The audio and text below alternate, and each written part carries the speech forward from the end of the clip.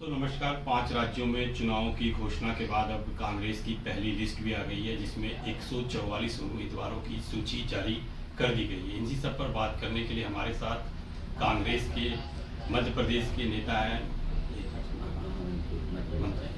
इन्हीं सब पर बातचीत करने के लिए हमारे साथ कांग्रेस मध्य प्रदेश के महामंत्री पवन पटेल जी हैं। इन्हीं से बात करेंगे कि अब इन लोगों की क्या रणनीति है। सर, क्या कहेंगे जिस तरीके से कांग्रेस ने 144 लोगों की लिस्ट जारी कर दी है? देखिए, कांग्रेस पार्टी ने 144 लोगों की लिस्ट जारी की है। भाजपा से हम अपनी स्पीड बताना चाह रहे हैं कि भाजपा ने एक एक करके 2-2, 4-4, 6 लोगों के नाम सूची जारी की, लेकिन उसके बाद हम नंबर 1 में है सूची में भी। तो और हमारी जो सूची आई है, आप देखें कि हमने आम जनता के लिए जो काम कर रहे हैं, हमारे उम्मीदवार जो सक्रियता से क्षेत्र में लगे हुए हैं, उन्हीं के ऊपर हमने भरोसा जताया है। भारतीय जनता पार्टी जैसे घबराहट नहीं दिखाई कि केंद्रीय मंत्री को उतार दें या सांसदों को उतार दें। तो भाजपा ने इस तरह से देखा जाए तो पहले ही अपनी हार मान चुकी है, क्योंकि आम जनता आज भले आप कितने बड़े ब्रांड को उतार दो, क्योंकि इवेंट मैनेजमेंट की कंपनी है भारतीय जनता पार्टी, कितने भी बड़े बड़े सांसद मंत्रियों को उतार दो, लेकिन आम जनता जो इनके प्रशासन से पीड़ित है, दुखी है, महंगाई बेरोजगारी से जो इन्होंने बड़े बड़े वादे किए थे 2014 में, वहाँ मध्य प्रदेश में 2008 में, 2003 से जो बड़ी बड़ी बातें किए थे, झूठे सपने दिखाए थे, उन सबको हकीकत में इन्होंने परिवर्तन नहीं किया। इसलिए इनको बड़े बड़े चेहरों को उतारना पड़ा। लेकिन आम जनता जो महंगाई से जूझ रही, बेरोजगारी से जूझ रही है, किसान जो आत्महत्या कर रहे हैं, उन सबके खिलाफ इस बार हमारी 2023 में मध्य प्रदेश में और 2024 में केंद्र में सरकार बनेगी। कौन कौन से सर आप लोगों के वो 3 काम रहेंगे जो आपको लगता है कि भाजपा ने नहीं किया और कांग्रेस आने के बाद करेगी? देखिए, हमारे 3 काम नहीं, कई ऐसे काम हैं।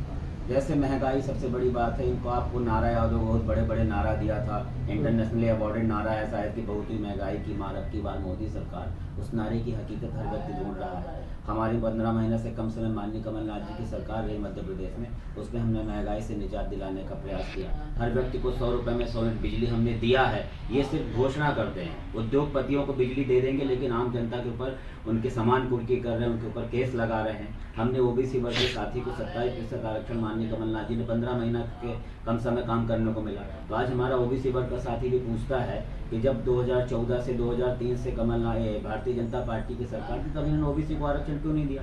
इसका जवाब कोई भारतीय जनता पार्टी का नेता नहीं देता। कांग्रेस पार्टी का इतिहास से माननीय कुमार अर्जुन सिंह साहब ने 14% आरक्षण देकर के शुरुआत की, माननीय दिग्विजय सिंह ने नगरीय निकाय ग्राम पंचायत में आरक्षण दिया, अब कमलनाथ जी ने आरक्षण। तो ओबीसी वर्ग, हर वर्ग अब समझ चुका है कि गरीब आम जनता की आवाज़, उनके दुख दर्द के साथ ही कांग्रेस पार्टी है, इसलिए वो कांग्रेस पार्टी के साथ इस बार है। सर, एक बहुत बड़ा मुद्दा है युवाओं का, जिस तरीके से कहा जा रहा है कि बेरोजगारी है और पेपर लीक वगैरह का है। आपने देखा पटवारी वगैरह में जिस तरीके की स्थिति बनी, क्या लग रहा है कांग्रेस इस पर कुछ करेगी? देखिए, कांग्रेस हर दुखी पीड़ित शोषित व्यक्ति की आवाज़ बन करके काम करेगी।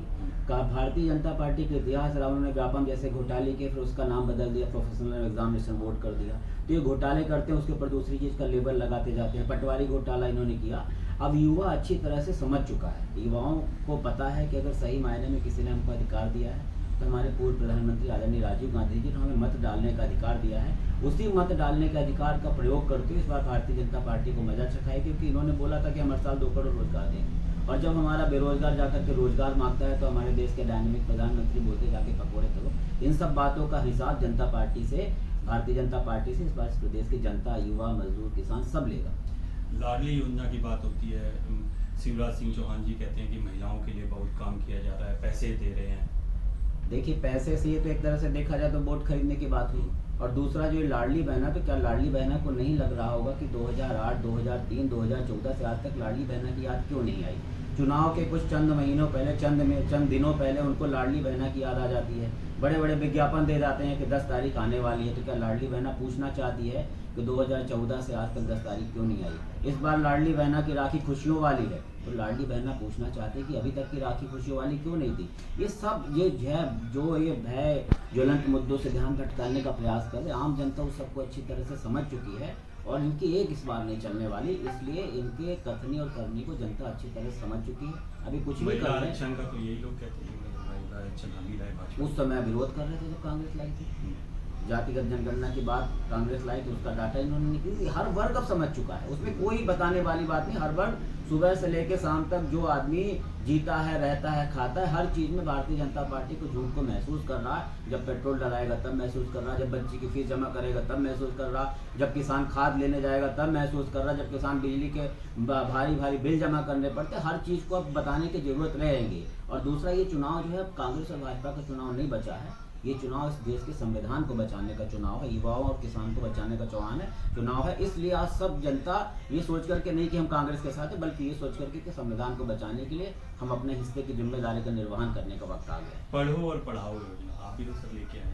हम पढ़ो, हमारा तो राइट टू एजुकेशन पहले से था। ये तो भारतीय जनता पार्टी के सबूत के हमने काम किए हैं, लेकिन हमने इतना बड़ा विज्ञापन नहीं किया, इतने बड़े बड़े इवेंट नहीं बनाए। बस हमसे गड़बड़ी ये है, मान लो आप, बस। और बाकी काम जितना कांग्रेस पार्टी ने किया, इस देश को आज़ाद कराया है कांग्रेस पार्टी ने। आज ये क्या करते हैं कि हमने रोड बनवाई, ये नहीं सोचते कि कांग्रेस की विचारधारा रही होगी कि सबसे पहले जब अंग्रेज छोड़ के गए तो हमने पेड़ के नीचे क्लास लगाई, हमारा उद्देश्य था कि शिक्षित बनो। हमने पहली बिल्डिंग नहीं बनाई, उस समय के फंड अंग्रेज किस हालत में सोच के गए होंगे। आज ये रोड हमने बनाई, अब आज रोड इन्होंने चौड़ी कर दिया, अपने सीना ठोक रहा है कि हमने रोड बनवा दिया।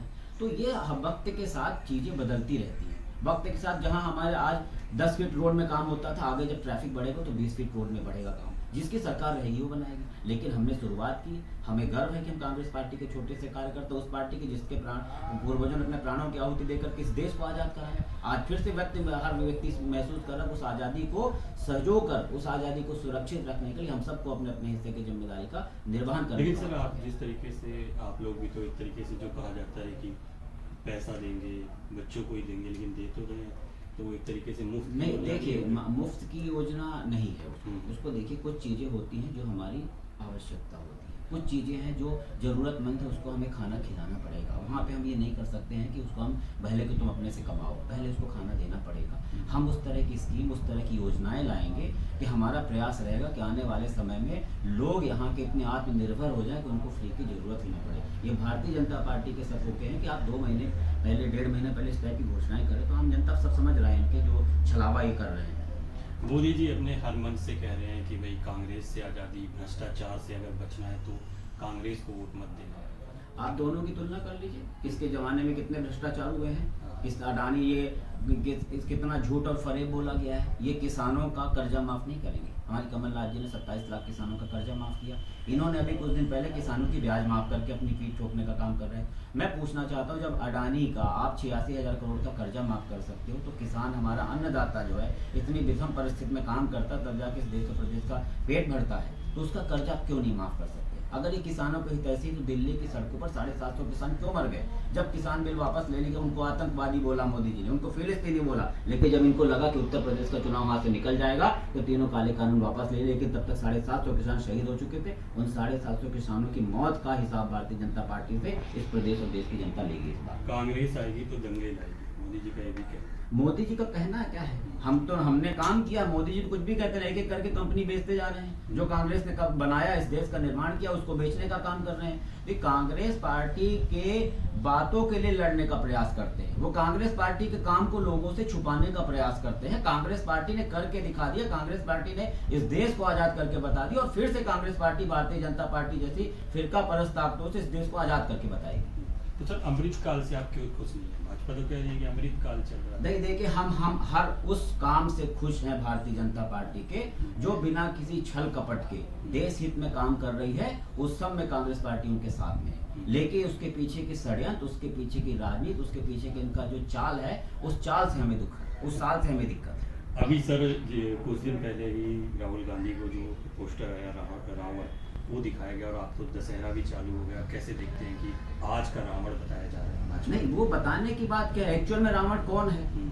बुराई भलाई, किसने भला किया, किसने बुरा किया, किसने देश के लोगों को बचाया, किसने देश के लोगों को मारा, किसने युवाओं को बचाया, किसने युवाओं को मारा, किसने ऐसी परिस्थितियां लागू कर दी इस प्रदेश में कि लोगों को आत्महत्या करने की जरूरत, मजबूर होना पड़ रहा है। किसानों को आत्महत्या करने, किसानों को खाद बिजली नहीं मिल रही, बिजली के बिल बढ़े हुए हैं। तो ये सब देख रहे हैं कि किस टाइप की परिस्थिति इस देश और प्रदेश में है। और एक्चुअल में रावण कौन है, जनता अच्छी तरह से जानती है। वो विज्ञापन की सरकार है, कुछ भी कर सकते हैं। इतने बड़े बड़े सांसदों का असर नहीं पड़ेगा? इतने बड़े बड़े सांसद मंत्री लड़ेंगे। देखिए, जब आदमी को देश की बात हो जाती है, देश की जो आज़ादी मिली हमें, अगर वो छोटे छोटे लोगों ने दिलाई आज़ादी, एक जुनून जब आ जाता है व्यक्ति के मन में कि हमें संविधान को बचाना है, तो तो कितने बड़े भी आ जाएं, मोदी जी खुद आ जाएं, लेकिन जनता अब मन बना चुकी कि हमें देश और संविधान की रक्षा करने के लिए कांग्रेस पार्टी के साथ रहना है। जातिगत जनगणना की बात हो रही है सर, जिस तरीके से राहुल गांधी ने ये मुद्दा छेड़ा है, ये बहुत बड़ा मुद्दा बन गया है। आप लोग लेकिन लड़ेंगे कैसे? भाजपा के पास तो मोदी जी हैं। नहीं, भाजपा के पास मोदी जी हैं। मोदी जी किसी काम के नहीं बचे हैं।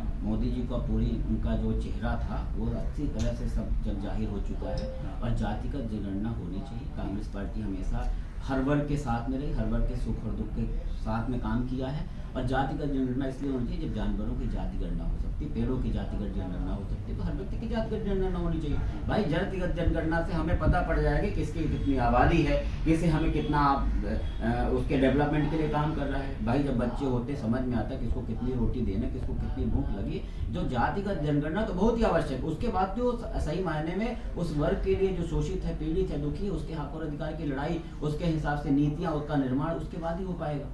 तो राहुल जी ओबीसी की बात कर रहे हैं, बहुत से लोग कह रहे हैं राहुल जी ओबीसी की बात क्यों कर रहे हैं? राहुल जी तो हर आम आदमी की बात करते हैं। राहुल जी ने वो इतिहास बना के रख दिया है जिसको कोई पार ही नहीं कर सकता है। राहुल गांधी वो व्यक्ति है जो इतना बड़ा संघर्ष, इतना बड़ा त्याग, इतना बड़ा बलिदान इस देश की जनता को समझने के लिए किया, इस देश की जनता की पीड़ा के लिए किया। वो जब गले लगाता था दुखी पीड़ित को, उनके चेहरे के भाव देखते थे, कभी नहीं लगता था कि कपड़े गंदे हैं कैसे। जिस अपनेपन से भाव लगा, जिस अपनेपन से लोगों को मिलाते हुए चला, गले मिलते हुए चले, यही भारतीय जनता पार्टी के लोग उस यात्रा को बदनाम करने का प्रयास कर रहे थे। उस जैसे पवित्र कार्य को बदनाम करने का प्रयास करते थे, बोलते थे कि पाकिस्तान जिंदाबाद, पाकिस्तान जिंदाबाद। मैं कहता हूं कि अगर वो देश में हमारे डायनेमिक प्रधानमंत्री, इंटरनेशनली प्रधानमंत्री मोदी जी की सरकार थी, तो कैसे कोई पाकिस्तान जिंदाबाद करके चलेगा? उसको आपने अंदर क्यों नहीं किया? अपने आप प्रूव होता है कि वो आपके द्वारा भेजे गए लोग थे।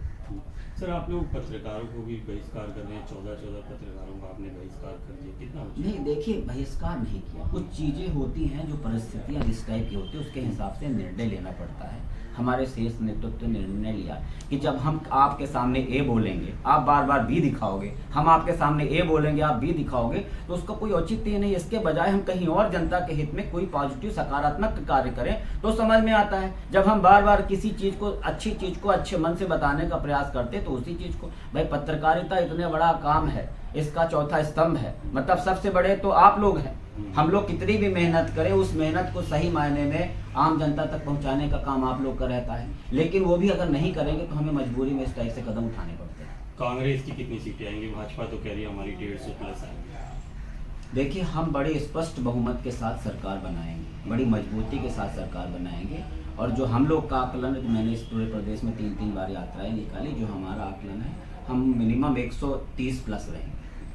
आखिरी सवाल सर, 2024 को लेके आप कैसे देखते हैं? 2024 में जो एनडीए वर्सेस इंडिया गठबंधन बना, देखिए 2024 में ये जो चुनाव है अभी चल रहा है, ये सब सेमीफाइनल का काम करेंगे एक तरह से। जो आज कांग्रेस के पक्ष में माहौल है वही माहौल 2024 में भी रहेगा। और 2024 में फिर से हम ताबड़तोड़ बहुमत से इस देश में सरकार बनाएंगे, क्योंकि हम देश और संविधान के हित के लिए बात करते हैं। हमारा प्रायोरिटी सत्ता पाना नहीं है, हमारी प्रायोरिटी आम जनता के दुख दर्द को दूर करना। और सबसे बड़ी बात जो हमारा संविधान था, जिस संविधान पे पूरी दुनिया को नाज हुआ करता था, उस संविधान को भारतीय जनता पार्टी के लोग खत्म करना चाहते हैं। उस संविधान को बचाने के लिए हम अच्छी तरह से मेहनत करेंगे और हमें पूरा विश्वास है कि जनता हमारे साथ एक साथ होकर चुनाव लड़ेगा इंडिया गठबंधन। मोदी जी तो कह रहे हैं घमंडी आएंगे। नहीं, मोदी जी के कहने की कुछ बातें, मोदी जी अपनी बात नहीं करते हैं, वो अपना नहीं बताएंगे। हम कहते हैं कि किसी भारतीय जनता पार्टी के नेता में दम है तो कांग्रेस की बात छोड़ देना। 2014 के बाद जब हमारे देश को इतना बड़ा डायनामिक प्रधानमंत्री मिला तो 2014 की बात करें। लेकिन सबसे बड़ी लानत की बात है कि आज भी उनको कांग्रेस का सहारा लेना पड़ रहा, आज भी उनको कांग्रेस की बातें करनी पड़ रही है। आज भी उनके पास कोई ऐसे काम नहीं जिन कामों को बता के आए। हम तो मध्य प्रदेश में 15 महीने से कम समय कमलनाथ की काम करना, कहते कोई भारतीय जनता पार्टी का नेता जब मैं बात करने को तैयार, हर फील्ड में हमने काम किया 15 महीने से काम। ये अपने काम हमके बताओ ना। आपने बोला था कि हमने बेरोजगारी दूर करने की बात की, ये हमने 2 करोड़ रोजगार दे दिया, हमें वोट दो। कोई भारतीय जनता पार्टी हर बार नए झूठ, नए पैकेज में लेकर के आती है, जिससे ज्वलंत मुद्दे से आम आदमी का ध्यान भटका रहे। लेकिन आम आदमी जो उस दुख और पीड़ा को महसूस कर रही है वो इनके बहकावे में नहीं आने वाली। लाल किले से लेकिन कह तो रहे हैं नहीं आऊंगा अगली बार। बोलने की बात है तो कुछ भी कर रहे, दम भरने के बाद लाल किला को भी तो बेच दिया इन्होंने। तो जब बोल रहे होंगे तो जो जनता रही वो भी तो देख रही होगी किसको बेच दिया है। तब जनता ने महसूस कर लिया। अभी कुछ भी बोलते रहे, पूरे पेपर में समाचार की जगह अगर अपना विज्ञापन भी छपवा देंगे तब भी जनता मन बदलने वाली नहीं। तो आपको लगता है कि जो आप कह रहे हैं कि संविधान आखिरी बार जैसे संविधान मतलब संविधान को छोड़ेंगे, मतलब अगली बार संविधान नहीं बचेगा, आपको भी लगता है? नहीं, 101% इनके संघ के प्रमुख में बोल दिया है कि संविधान को बदलना चाहिए, आरक्षण को खत्म करना चाहिए। इन्होंने इनडायरेक्ट किसी न किसी तरह से अपना जो उनका उद्देश्य है, जो करना चाहते हैं, जो चाहते हैं कि चुनाव ना हो, जो चाहते हैं कि हमारी तानाशाही बने रहे, उसको उन्होंने प्रदर्शित कर दिया है। और हर व्यक्ति अब समझ गया है इनके अगर एक भी जितने 2014 और अभी तक जो काम किया, जो इनके लक्षण दिख रहे हैं, उस लक्षण से आम जनता समझ चुकी है कि संविधान खत्म करना चाहते हैं। गरीब आवाम कहीं से सुरक्षित नहीं है इनके शासनकाल में, इसलिए इस टाइप का कदम ये उठा रहे हैं। और नए नए हम कहते हैं पुरानी बात करें, कोई पुरानी बात क्यों नहीं करता, मतलब इधर गए हम कहते हैं यहाँ उतार देते अपने इनको। हमेशा मेरी पार्टी मेरा कार्यकर्ता पद्धति से काम कर रहे तो इनको उतारना चाहिए, अपने छोटे से छोटे कार्यकर्ता को, या पुराने जो थे उतार देते। क्यों हमारे लोगों को दिया इन्होंने टिकट, अब क्यों इस बार इनको फिर से केंद्रीय मंत्री को उतारना पड़ रहा? सिंपल सी बात है कि सर्वे होता है, सर्वे में दिखाते हैं कि भाई हमारा ये व्यक्ति जीतने वाला नहीं, इसलिए हमने केंद्रीय मंत्री को उतार दिया। अब उसमें भी कुछ भी कहते रहे, कहने की बातें भारतीय जनता पार्टी, उससे कोई फर्क नहीं पड़ने वाला है। तो ये मध्य प्रदेश कांग्रेस के महामंत्री पवन पटेल जी हमारे साथ थे। आपको ये बातचीत कैसी लगी कमेंट बॉक्स करके जरूर बताएं, कमेंट। ठीक है, चलिए।